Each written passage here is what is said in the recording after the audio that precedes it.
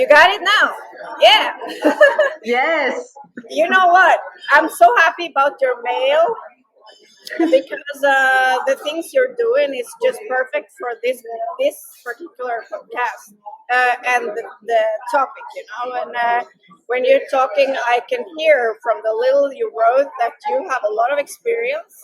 So what I'm thinking about this conversation, I call it a conversation, not an interview. Okay, it's like I want you to tell me more about what you're doing first before we jump to questions about feminine leadership and stuff, because I can hear that you have a lot from the field. And I mean, it's great to connect. And as soon as I saw your call, I was, something drew me to that. I felt like I had something to say from experience, but also from who I am as a person. So basically, I am a Cypriot national, living in Greece for the past 9 years now. And my professional experience up to this point has been in relation to human rights, in the humanitarian field, and as you mentioned and spotted, actually, I had some experience in the field when there was the big refugee emergency, the refugee influx in Greece from 2015, like towards the end of 2015, and worked in the field, like from first reception on the islands to further in the north part of Greece after the closure of the borders and people were stuck.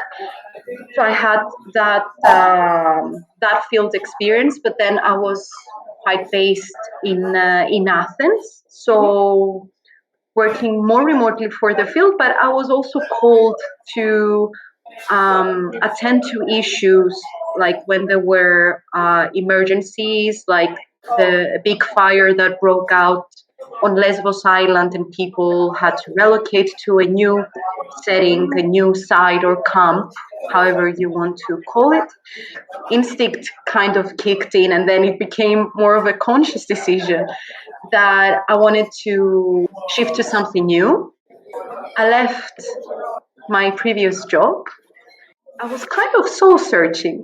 With a lot of, when you work with refugees, it's a life experience in itself. Yes, and you know what I keep from that experience and what I recognized in myself is that the core element that's there, like the anchor, let's say, in me, is that I want to be a support for others. And what I valued most through that experience working with refugees was really my interaction with people.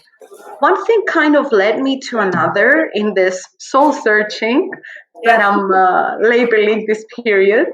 And I was brought into a field that has that element again of supporting others.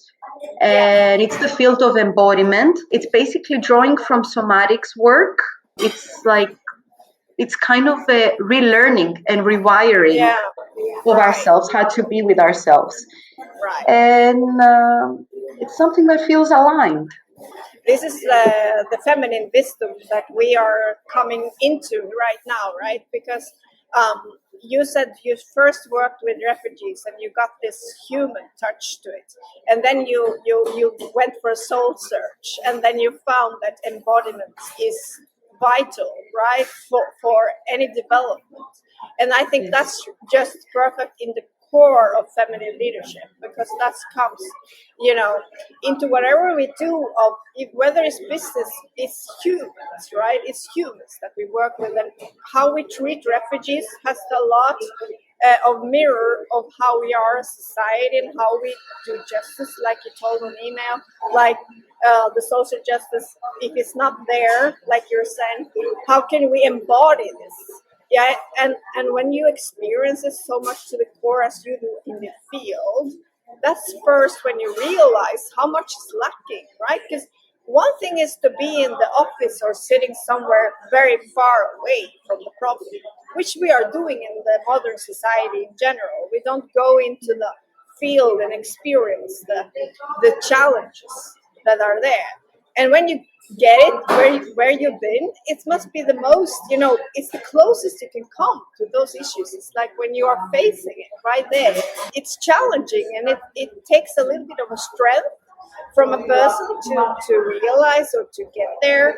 I don't think anyone can just jump into it without being prepared, but probably you already had a lot of core strength. You became stronger, right? And now you know what this is about. Yes, I mean, I always craved human connection in that sense. And there was a big learning curve through my experience in the refugee field, for sure. And even when I was, detached from the field, I still had very strong feelings about things and about cases that maybe I was handling or witnessing things or even hearing or seeing how the situation was portrayed in the media and misrepresentations about the whole issue. So this was like bottling up. So even when I didn't have that immediate connection to the humans, because I was right in the center of it, I kind of felt like it's too much, Yeah. too much, because like there's only so many things you can do. And You understand this has a bigger issue, right? It's a greater thing that we have to get into. When you say embodiment, can you tell me more about that? sure, so basically what embodiment is, in very plain terms, is inhabiting more of yourself. So it is about personal growth, it is about transformation, Right. but it's at the like core of it is accessing body-based wisdom. Yeah. So what I'm doing is I am training to be a coach in that. So actually supporting others to access that information that's stored in their bodies, but it's not tapped into yet. It's very exciting because having been on the receiving end of that, I have seen how it has helped me accessing my own truth and what I want to do. So I see that it works and I Yeah. want to bring that to others. So yeah. That's great. I mean, when you have that so much, like I said in the beginning, also such a touch to the core, that makes you also into the question when you have to decide, is this going to change me or am I going to be stuck here? And what you did is something positive. You use this as a force, as a way to grow. And that's, you have to say, I'm good, right? Because what you did was the opposite. Some people will get very down from experiencing something very hard and facing something that, okay, this is problematic. We're seeing a lot of tragedy today that we can't handle because it's some others, higher powers, delivering the message and doing decisions for us. But you can't make your own decisions. Like what you did was a decision. I'm going to use this as a force. Yeah. So that's amazing. And I like to know, like, how did you get from there and to today, somewhere you say that you have leveled up, kind of. I was like in the privileged position to take that time and take that space to do my soul searching and to see where it would lead me. You mentioned leveling up. I would say that I feel like I'm spreading out. So like maybe not going, Not this way. not this direction, but this way. I would say, just to correct myself a bit, because leveling up sounds like you have to climb something. For me, I would say, if you go this way, it's more a level up, because that means, in general, it means that you get a better sense of yourself, but also others. Like you embrace more of the world, the contrasts of the world, and you're making more space. And this is also what this is about, like discovering that we are together on this planet about all the challenges. Like when I said in my bio was that I have no one above me, just you beside me. That was kind of my introduction to my bio was to write something like, I want to make a community that has all these voices that wants to express what is going on, then you can actually make changes together, because it doesn't have to be you alone doing this, right? And that's kind of the new power, I think, is the feminine power, you know. And how do you picture feminine leadership? Yes. So I have an issue with the word leadership. Like I have maybe with other words, because they're very, loaded with meaning. And, when you say a leader, you always have this, image popping up, which is so ingrained, by society and by the systems we live in, right? So to me, like female leadership or feminine, as I wrote to you, because I think there is a quality deeper there that is available in all of us, despite of gender identities and whatever. It's basically living by example, being there to bring the best out of each one. A leader is someone that paves the way in a way that other people find their way too. Yeah. Yes. So I think that sounds like in the ancient times we were leading by example a lot more than we do today. And it's interesting when you mention it, because there are different leadership types. And the only leadership type that we kind of see today is more like the authoritarian, or the one that is very political, or the one that is very biased. But when what you say that leading is also about leading with people and on the people foundations, right? Basically, in the beginning, it was quite hard for me because I was very disconnected from my body and who I am. Like I felt that, and how I always refer to that situation is that my voice was silenced through the work situation that I was in before. That's the physical sensation that I had, that my voice was silent. But somehow there was like a little voice somewhere saying that, okay, you need to move on to different things.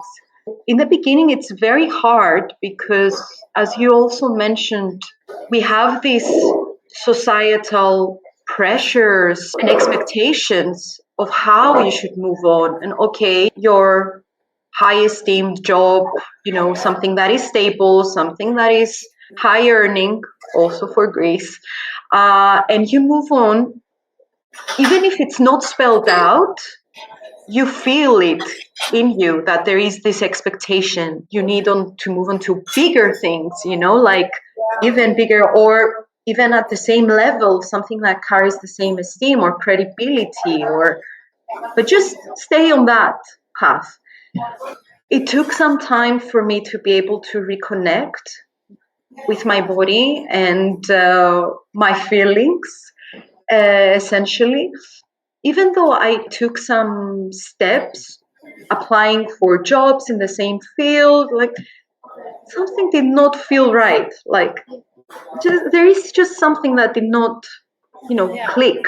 I can feel it, because I think we all, as women also, but also in general, despite who we are, we do a lot of things of expectations, like you said, and what is maybe subconsciously driving us. I think that we're running away in society a lot from ourselves, and we're making these steps what we think is gonna make us feel better, and then we just get more and more empty the longer we step away, right? We cannot, without the leader that hasn't got to this point where they can also be empathetic and with themselves and others, because it has more than just the paragraph right. It's also about understanding the human behind. It resonates with me when you talk about empathy, and how I think that's why that feminine leadership, or generally feminine qualities, can bring that change, because it's very tied to compassion Yeah, I agree. and to cooperation rather than competition, that we are Mhm. so like working, we're learning to live Yeah. and work in competition and not in cooperation with each other. And yeah, And I think we are on that path of the talk right now where we know that this is kind of a path that is already there and given to us, except that we also have to embody this. And we didn't do that because we followed the same streamline that they already set from us. Usually they blame things like, okay, we can say it's a lot about capitalism, but on the other hand, patriarchy is strong today. And it is something we don't talk about so much in society because most leaders, well, sad to say, they are men. And then when women try to voice these problems to patriarchal issues, you say also we get silenced a lot because it seemed like a competition that women wants to take over from men. This is not what it's about. This is about trying to get the same equality of voices and to understand that we have been suppressed in the past for a very long time, and how can we actually, without realizing this has happened, we can't change it, and we have to admit yeah, that you know when I'm kind of in the moment a little bit angry because the world is kind of messed up. So it is. with everything that's going on, I just get more and more angry, and that's why I also started this project, is because if I didn't do anything about this, I would just go crazy, because this is Yeah. like everything that goes Yeah. on. You can say it's a lot of wars in the world, which is true, but we forget also there's a war against women. Yeah, for centuries, but And if we are going to be honest, like words are honest. masculine, right? Let's be words, honest. words are masculine. I mean, Yeah, it's from that like masculine energy of yeah, like wanting to exploit resources and wanting to like trample upon people yeah. for profit. Like that's what it's born out of, It is true because essentially. I Yeah. mean, I don't mean to say that all men are doing this, but they have to No. realize that if we're going to be honest about it, the people that exploit others, it comes from it's a long time of colonialism. It used to be a lot of men in there, but the resources that we haven't had domination of, and if we don't have it, it's not about that we want that resource. It's about that we want access to change the distribution and the unfairness of this resource. And Exactly. women can have a say into this in a more compassionate way, like you said. It is not about matriarchy, but we need this kind No. of, we need this. Yes. And that like reminds me of a phrase from Audre Lorde that says that we cannot dismantle the master's house using the master's tools, which is exactly that having, this possibility of women and generally femininities to speak up and voice their concerns and not only envision the world and how it's that going to be, but play an active role in it, then it's Yeah, it's going to change things, not for women to come on top, but for having a more equitable society. And exactly. I And I yeah, really do, I really do believe that. I do also, because I think that when women get access, even though they say there's a lot of equality because of female leadership has become more visible, it doesn't mean that we are where we are supposed to be, because it's still. There is so much talk about leadership and women entrepreneurship and all the relevant situations like getting women more into positions of power, political power. I think there is a pitfall there just because of how society was set up historically. Women may also endorse masculine characteristics when they're found in that place. And it's just perpetuating the situation. And Very interesting part. Yeah. yeah, and I feel that there is a lot of work to be done there with men that hold decision-making positions, of course, but also with women that theoretically are there, but are embracing more masculine characteristics just to survive in that space. And just because they tie, being emotional with being unprofessional. That's something that I have experienced. So it's like, it's okay to feel, and it's okay to to not know sometimes. It's okay to be in a space of not knowing where to go and like working together to find a way forward. You don't just have to push your way through and your position. What you're saying is so true, because it's more than just a position. It's not only about positioning that for females to take part. It's also that it's not just about your title, equality when it comes to salaries, positions, awards, things like that. It's about your experience, how the organization is done, perhaps the strategy, how we think about an implementation, what we can see forward, all those things that is more than the position. And then, like you said, I've talked to another coach about the same thing. He says the inner patriarchy is a lot about how women don't recognize their own patriarchy that's going on when you are at the same level as men, maybe say parroting their lines.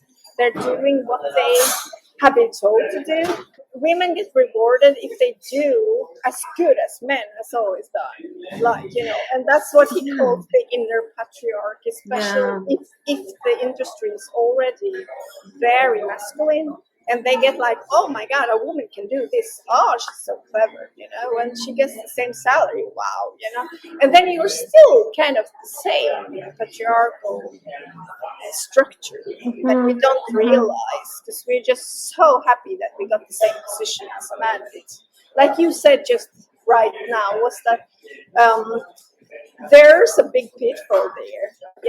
Like, how can we actually, and you are doing a lot of you're doing a lot of transformation. I can hear about your job now and what you're doing in your project to change that, and I think that's very interesting, because I can see already that's a need. People being on the front line and people being at the receiving end that are maybe suppressing the feelings they have from the experience, from their work experience, basically, and how to help navigate them through this body-based learning.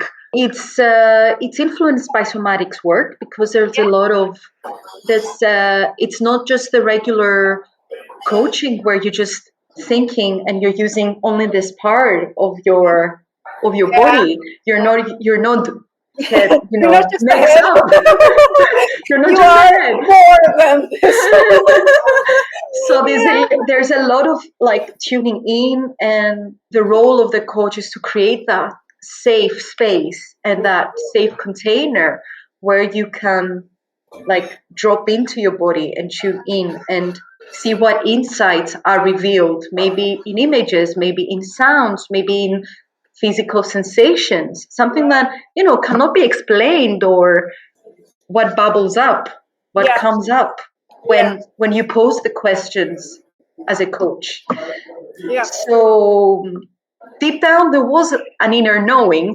It's just that you didn't notice it before because you didn't have the way, maybe. So it's a little bit like, when you have phobias for things. For instance, I did an emergency crisis course once when I did about ship rescue. I did things like that, but it was a 14-day course, because one time I really wanted to be on the seas and just to help people on board, and then you had to have an emergency crisis rescue course. And 90% of that course, I thought it was going to be technical, but oh no, it's only psychological. It's only about, getting to the core of your fears and, to talk with your body. And then, he was very good instructor because he got a conversation with all of us what we fear the most to find the source about this. It could be from your childhood, it could be from your parents, it could be from an episode that you experienced when you were in a closed room and you couldn't get out of it, things like that, just a little small episode could cause your whole phobia, right? Of And then he's course. like, yeah, because I had a lot of claustrophobia. And then he said, ship rescue is perfect for you because you will have so much claustrophobia. You're gonna be in a dark room with a lot of smoke, and we're gonna test you so much. And I was like, I can't do this. And he said, So well, you're thrown into like the very center of your fear. right. Yes. Well, That was with embodiment, we work on the edges. So it's not like because that might be re-traumatizing, right? It was, and you Yeah. know what? I didn't expect that to be the course at all, because this was in northern Norway, in Lofoten, when they had a lot of tourists come in, so we had to protect them if something's going to happen to them. Most of them are if it's on the sea, if they get seasickness, or if they had a lot of trauma from an incident on board. You had to know how to handle those people without, the technical stuff did all the technical stuff because we had to Yeah. deal with their emotions if that happened. And then it was like, all right. So I have claustrophobia. I was going to work with the fire on board in a ship. How's that going? And be thrown out in the water. What can you do? But he did it perfectly because he started with showing us a video from a ship that was sinking, and how the rescue team came with their floated boats, and stuff like that. And most of that video was about traumatized patients after the incident and how to calm them down to this is just an accident. It's not about you. You're not going to be traumatized forever because this is the ship. It's not you. All Yes. these things, and what you're talking about as well is that to find you doesn't mean that it has to be what happened to you. It doesn't have to be what happened. It has to be you. That Yes. right.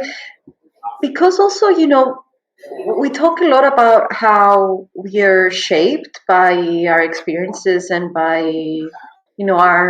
our memories of that experience, but those can be very deceiving as well. If there's it's not like a memory, it's a true depiction of what happened, because there's always the feelings associated with that, and that could have that event distorted from real events. And I think, well, even me saying I think all the time, it's like we're so ingrained to thinking, but always with the thought there is an associated feeling to say I think, or my experience of fear from 20 years ago, but how I remember it is the feelings that generated. Yeah. So I think that we are underestimating feelings in society in general, because it's like we are driven by logics, like you said, how to do things to get better. But in the end, we are driven by feelings a lot more than we think we are. And maybe those are temporary, but still they kind of shape us. So to get to the core of the problem, sometimes you can't escape your feelings, because that's only going to make it, like you said, bottling up. And then to a certain point where you go almost insane if you don't do anything about it, that might be the point where you have to decide, okay, I'm going to make this as a course, or I will be just drowned. And that's why I think it's so impressive what you did to yourself, that you can inspire others to do the same, or with their own experiences, I don't know where I read something about feminine economy and how to be part of that shift towards changing how the economy works. The You mindset. have to, yes, and it's like you have to bring in more models of enterprises that are female led and are based on the principles that we have talked about. It's like, how are you expecting, capitalist economy to change or shift, become more equitable, or like be more respectful for the planet, for resources in general, if you do not put yourself into it and slowly create a ripple effect. If more and more come into that. Right, because I mean, we can't escape that we are in a monetary system still. So Yes. we are in a profit-based world, meaning that it's very much like I was before non-profit as well, because I did a non-profit magazine for a long time because I was state sponsored, so that was okay. But at some point. When I'm now, I make it a disclaimer in my bio that this is not a non-profit, it's not a charity. Oh, sorry, my coffee spilled. Oh no! All the popping up. I'm glad. Was there a lot of coffee left? Yeah, the whole coffee. Oh no! I'm more concerned about my phone actually because I've lost it so many times and so many things. Just hope. Thank you Take so your much. time. The waitress is perfect. She's doing all the job for me. Oh, this is typical, Did it survive? Let me see. It's an iPhone. Yay! iPhone, they should survive things like this. I'm okay. I just think about my technology here. It's short of coffee, and now it's energized. I'm used to water. I'm not afraid of water. It's just I'm afraid if my technology doesn't work tomorrow, I can't have a job. I spilled everywhere, Can you believe how dependent we are on technology? That if something happens like this, if it just breaks down, we're just finished.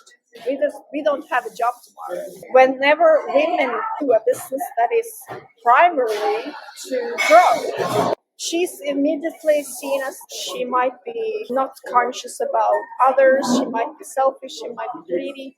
All these things that is not fair, because that's how men have driven all their business all this time.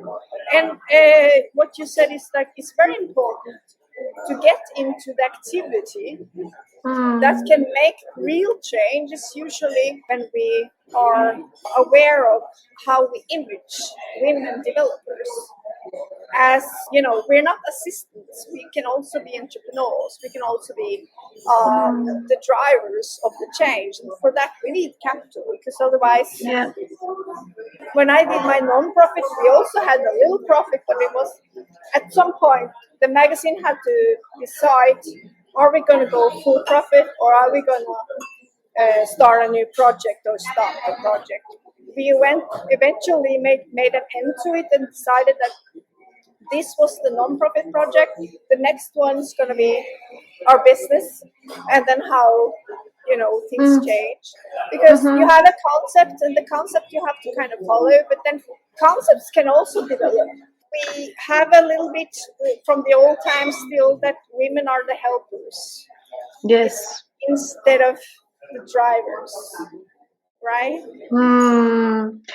Yeah, but even in our role as helpers, we do not value the help we're giving sometimes so much as to charge for it. Like, put it bluntly, like, we'd rather, but we are taught that, like our creativity, and that comes down to, the creative impulse, I think, like, that is very shut down. And it's because also, like, helping and being there for others is like you're creating connections. It's still born out of that creation. So I think that's, yeah, I think that's why it's very, you know, undervalued even by women themselves, because of how they are taught that this is, no, it's something you should do anyways. It's not something that Yeah. you should do to, as a job or as a, or to receive income from it. Comes a little bit from the old housewife thing. Because, Yes, that's what I was going to say. yeah, Yes, you took it out of my mouth.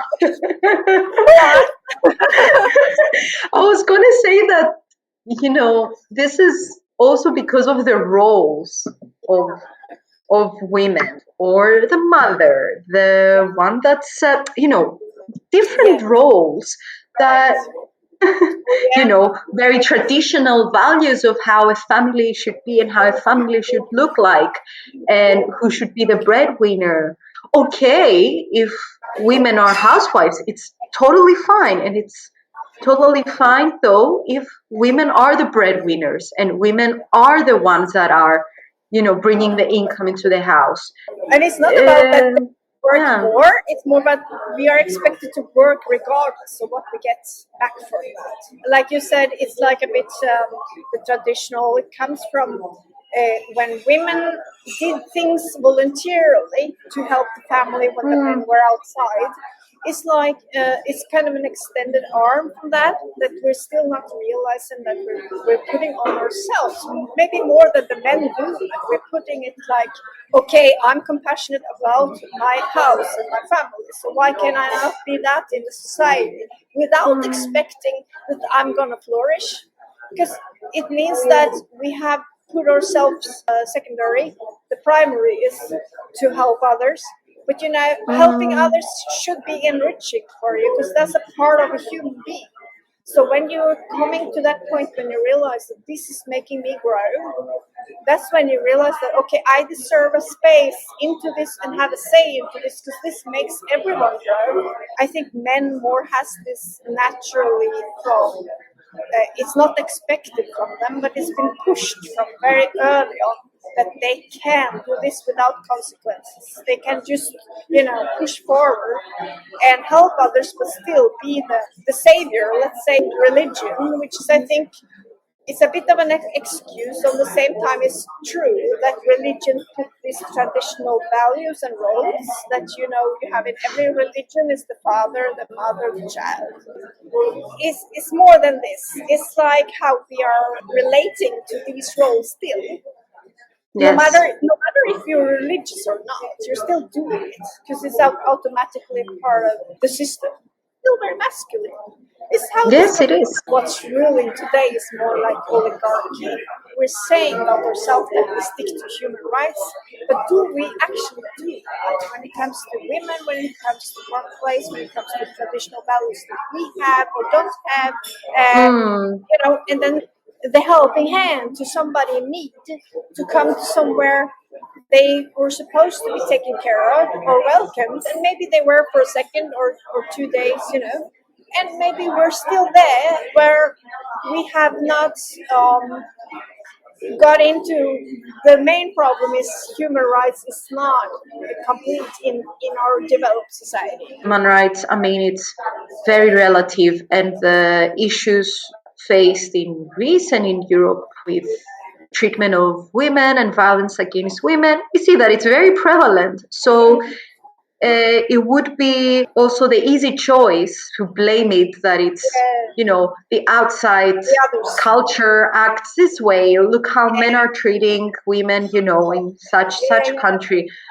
This is just, it's like a smokescreen for what happens in your own neighborhood. And there are still, I think there needs to be a will to acknowledge this takes place in your next door. Next door. Yes. And I mean, but feminine leadership can help about this is also that we are easier to be attentive to injustice because we have experience from that in ourselves and from our history, mothers, grandmothers. and the female history. It is easier for us to adapt that, see and recognize other people coming that has no access to the same rights as we know. So I think that as long as Very women true. get more influence on these workforces, not only, like you said, individually, because of course, when the system fails, individuals, it's up to the individual, but ultimately, we have to kind of create a better system, you know? Yeah, and I think women, intergenerational, you carry this injustice, as you rightly say, like from mothers, grandmothers, from, Right. even from somehow from women from other parts of the earth, feeling, I would say, again, of the collective, injustice that women have suffered throughout the years. So women are more tuned into identifying when injustice plays out. And it's not something that I think men has to be afraid of. Like you also said, they might appreciate more than we think a better understanding, which they Yeah. might want in the end. So I think that Yes. we are underestimating the male appreciation of the female. And that's why we need to work with men as well and helping them find the feminine qualities in them. Females recognizing them, but in the end, all human beings have the feminine energy, and like you say, the males might be the one that we need to guide them to this feminine energy, because we embody this. Like you say, if we can, all the women, let's say on earth, embody this energy, imagine the power, and then just to power is contagious. So if we just, adapt to this quicker, then the men will follow. I'm absolutely sure.